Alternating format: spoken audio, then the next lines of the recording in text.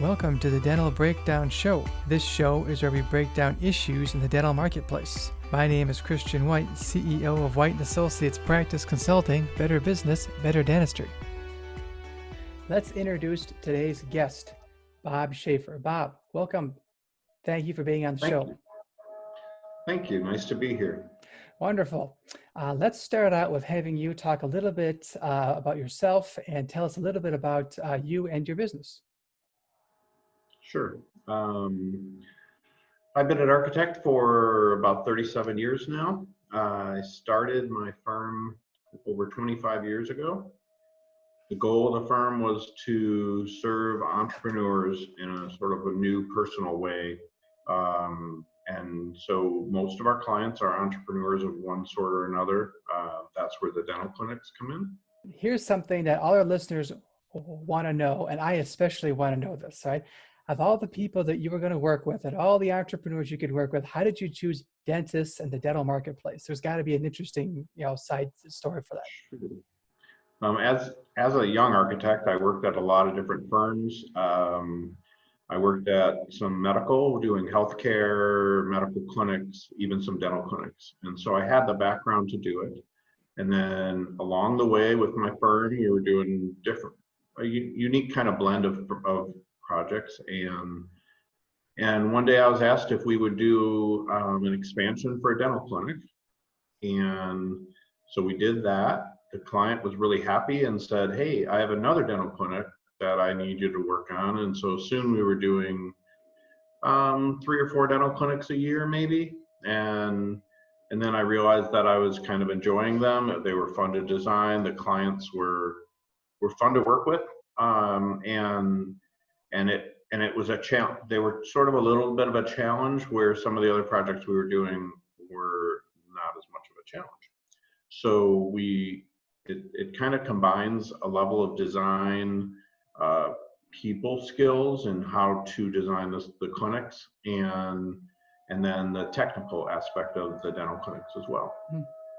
So what was it about working with the dentist that was a challenge for you that you talked about? Well, what was that? Not exactly working with the dentist. That's the challenge. It's the it's the project. So combining the technical aspects of it, the space requirements, and design at the same time. So keeping it personal.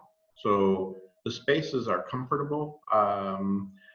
The space I'm appearing to sit in is a clinic we designed, and what we try to do is bring a certain comfort level to the spaces, both in the waiting room and back in the treatment areas. So Bob, how do you go about bringing that comfort level to the spaces that you work on and that you design? It's probably built on the fact that I grew up as an architect doing residential work. And so some of my first projects, my first jobs, and then some of the work we do is residential, and that brings another level to it. So I deliberately force my firm and my staff to work on residential projects because it softens them. I felt that the dental clinics I was seeing were feeling corporate, hard, health, like hospital-like, and in some cases just kind of I don't know, sanitized. And so I was trying to bring a more living room quality to the dental clinic to bring a comfort level to patients that are afraid of dentists, frankly. And so they can come in, they can feel comfortable, and then go into the treatment area, and the treatment area sort of still reflects that, as well as being a little more, it has to be a little more sanitary, a little more cleanable in the back. Okay, so you help reduce the patient's anxiety in coming into the dental practice by how you design them. Is that fair? Correct, yes. Nice, okay. So Bob, tell me this, the Foundation Architects, how do you guys bring value to the private dentist? Well, architects as a whole bring a certain amount of the design itself can bring a certain level of quality and a certain level of impressions, shall we say. And so the typical, if you walk into a space, the typical layperson who's not an architect, who walks into any space, looks at it, they get a certain feel from it, and that's it. They don't necessarily look at all the details that just brought that feeling to them. The architect walks into a space and looks at every little detail that's there to see how they did it, how it was, why it feels the way it does. And we were taught to do that. We were taught to be kind of our own best critics or worst critics, depending on how you want to look at it. And so when we design a space, we try to make it special and make it something other than just a dental clinic. And by just a dental clinic, there are some design firms out there that are designing clinics that are more cookie cutter. They look like your neighbor's dental clinics. And on the whole, depending on where you're located, certainly you're competing with other dentists.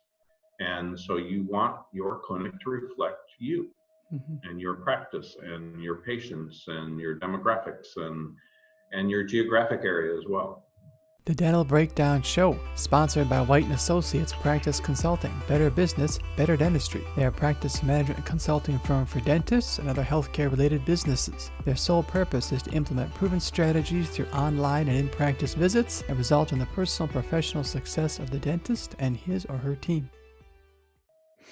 So then, Bob, you guys it's not necessarily the space, so to speak, but it's the feeling that the people get being in the space that you guys do such a great job at.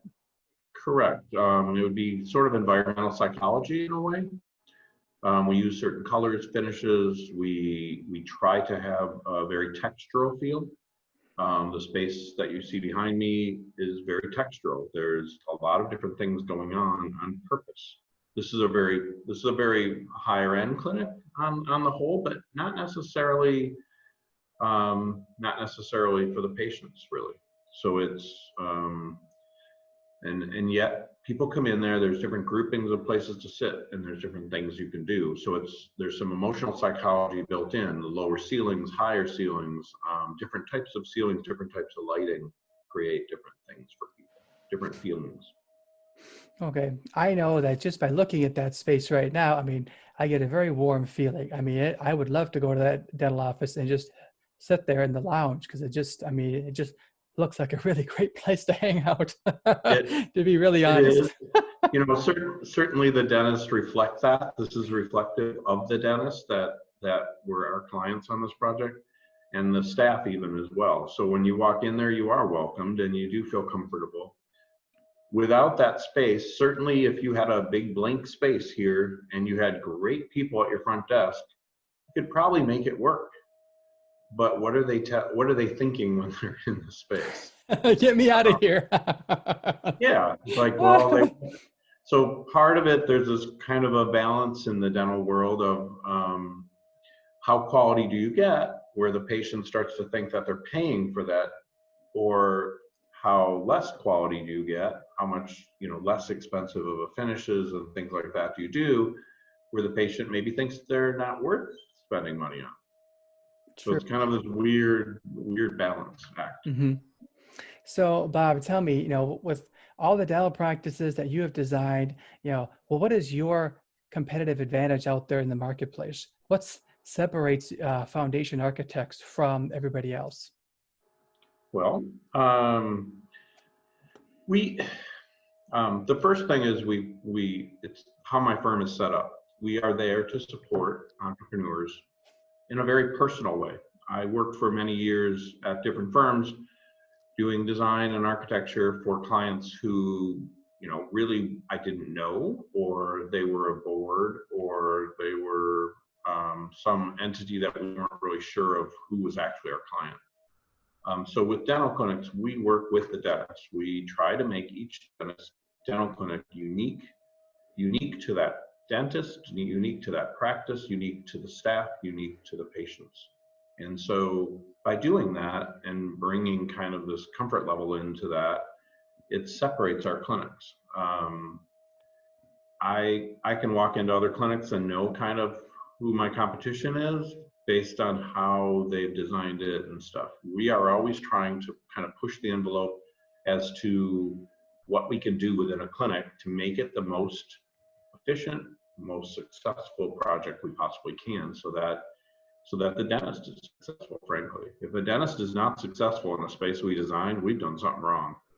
And I would say that without fail, I mean, our dental clinics are very successful dental clinics, not just producing basics, but really high producing dental clinics. Mhm. So, Bob, you and the dentist have something in common. You're both looking to provide a unique experience that, has people coming back to the business. Mm-hmm. And part of that is, to me, a dental clinic goes beyond just the pure technical aspect of having your teeth cleaned or your cavity taken care of. It also is an experience, as much as it becomes an experiential thing. And so you want your patients to have a good experience coming to the dental clinic. They will come back. They will come back more potentially. And it's not just about putting coffee in the waiting room. It's about the whole experience. That's very true. Just because you've got Starbucks coffee in the waiting room, the reception, it does not mean the patients are going to come back. No, and the spaces can look beautiful without being expensive. Mm-hmm. We kind of do a less is more approach in a lot of ways. Sometimes we go into some spaces, whether they be dental clinics or other, and we find that a lot of very expensive finishes have been used, where some lesser expensive and maybe less of the materials could be used to the same advantage. Mm-hmm. And so we apply that to dental clinics. We don't overuse materials. We don't put stuff in, extra tiles, extra this, extra that, where it doesn't need to be. So our clinics typically are clean and crisp and modern, but we also do traditional clinics as well with traditional detailing and things. So, but even those are clean and crisp, and that clean and crisp approach also helps to make a patient feel that this is a sanitary place to be. Especially these days, we need to think of that. True. You got to think about that. If you come into a clinic and there's a lot of worn surfaces or things like that, or odd surfaces, then you may not feel that way. That's also true. Clean and crisp. I like that, because as I look at this image, behind you, that personifies that. It's just, every little detail has been paid attention to. I mean, you just walk in and it's just like, I mean, I'm here. I mean, to be really honest, I mean, because I've been to some other offices and it's like, oh my goodness, get me the heck out of here. I have been in those too. Luckily, I get to fix a lot of those. Not all of them, but I try. I mean, I enjoy doing this. There's no, I don't think any of my clients think that I don't, because it's fun. I like working with them. I like meeting them. I like understanding what they want to do and how they want to do it. And by the time, architects do things in a different way, and they think a little differently than other people in certain ways too, positive and probably negative too. But the thing that happens with a dental clinic is, during the project, that clinic is in my head. I mean, I can picture every aspect of it. It's a three-dimensional model that's in my head, as long as it's also a three-dimensional model in our computers. So for instance, like the space behind us, we showed them three-dimensional views of what this would look like, full renderings with people in them, so that they could see what the space would feel like. When the projects are done, I don't want a client saying, oh, I didn't know it was going to look like this. I want them knowing that this is what it's going to really look like. So we put together, and that's a little different than some of our competitors as well, is we put together a lot of three-dimensional renderings of it. For instance, we take them into the space. We can actually position them in the space and let them look around. And now this is just a sketch they're looking at, something in our computer. We can send them if they're more long distance, like we do projects a little further away from just our immediate area. We can send them links to these views, and they can put it on their phone, and they can show it to their friends, and they can say, this is what my clinic's going to look like. We've even taken some dentists into their space while it's being constructed and had one of these on a phone, and they were able to kind of, view around at everything. And so we were in the middle of construction. There was studs. They were starting to put drywall up. There was conduits and wires and things all over. There wasn't even any cabinetry or anything to define what anything was yet. And yet they could look on this little phone, view around at things, and realize and point to things that weren't there yet and say, oh, that's where this is going to be. Oh, I see how that's going to work. So it kind of took them, it's able to take our clients to a different level of kind of viewing and understanding of what they're actually paying for. Nice. That's really great. If I can I can walk in the space, if I can be in the space and get an idea of what it feels like before, the tile is laid, or before, the furniture is brought in, or the finishes. That's awesome. Just so I can, oh, I don't like that, or I don't like that, or, it just allows me as the client to ask some more questions. It also makes it more fun. Yes. So we,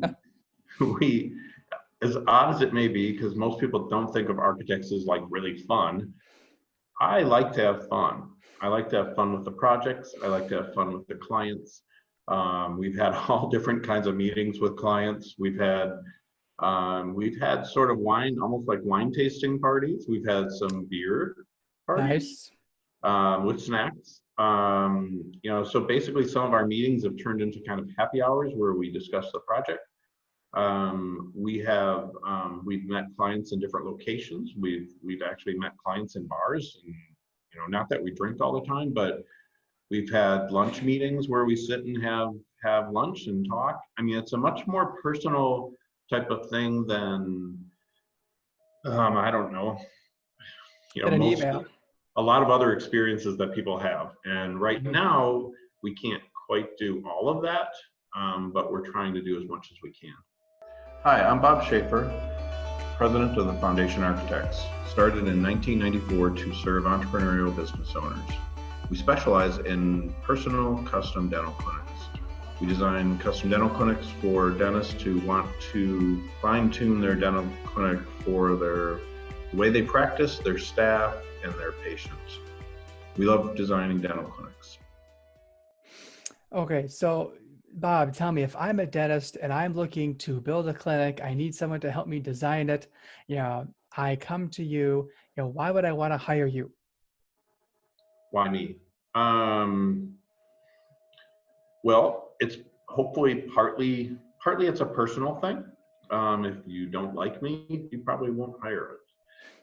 But beyond that, we have a very long history of designing successful projects for successful dentists. And so we do something that's slightly different than others. You'll see in the industry, somebody will give you a plan for your clinic and say, this is it. This is what it's going to work. This is how it's going to work. We can get the number of treatment rooms in. We can get the whatever reception desk where you want it. We provide multiple different options for our clients. So a dentist that comes in and says they need 6 treatment rooms and it should fit in this area, we might show them 2, 3, 4 different options of where maybe the reception is, or where the reception desk might fit, or how it even looks, or the shape of it, or how the flow works through the clinic. So we never just, I mean, it's rare that we'll come in with one plan and say, here it is, this is what works. The only time that's happened is when it's something very particular, very unique kind of shape of a space where we can't really make too many different options to a floor plan, say. But otherwise, we normally show them 2 or 3 options. The goal of that is different.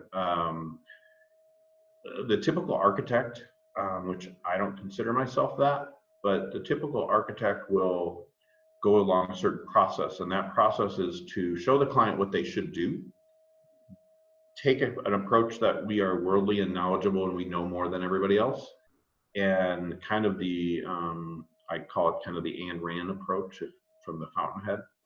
But Frank Lloyd Wright, for instance, who felt that his clients couldn't select furniture that would be good enough for his space. So he wanted to design it for them as well. So every little thing he was designing, so he had full control. I don't work that way.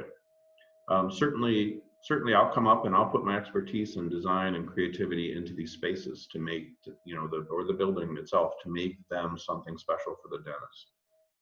But the dentist actually guides the process. And this is where I think we're very different. By showing them different options, they get to guide our direction. So we'll show them three totally different options that just go in all different directions. And they'll say, I really like option A, but then option D also has some really kind of cool features because of this. And so potentially we can take both of those options, merge them into one, and create a design that incorporates the things that they want, the direction they want, the way they want the flow to go within the clinic, the way they want the efficiency to work within the clinic. Because I will be the first one to tell people, this is the most efficient clinic. This is the most, maybe aesthetic clinic. This is the most expensive clinic. Your choice, kind of. And so we give them options, and then what we do is then we take those options, we refine it into more of an option. As we go through, we do the same thing all the way through. They're always being given clear options, not like 20 different options and they get lost in it, but some clear options for directions that they can take. When we do finishes as well, we select the finishes for our clinics, and with that we have we'll pick different palettes of colors and finishes and materials and textures and everything. And some of those are very different. Some of them might be similar. If they say they only want a blue clinic, they only want it to be blue, then we're not going to be showing them yellow or green or orange. We're going to show them the color they want. But it could be that there's a million, almost an infinite number of blues. So we could show them a whole bunch of different ways of doing it. The goal then is to take the millions of decisions that they have to make, the millions of different finishes that are even available for a clinic, and decipher that down to clear 2-3 options for them to select. And if they don't like something within it, we can pull that out. We typically have those meetings in our office where we have finishes to pull from. Right now I'm surrounded by a whole bunch of finishes on our conference table for a meeting with a dentist, to show them different things. And I honestly have 4 or 5 different types of carpet out to show them with different coloring.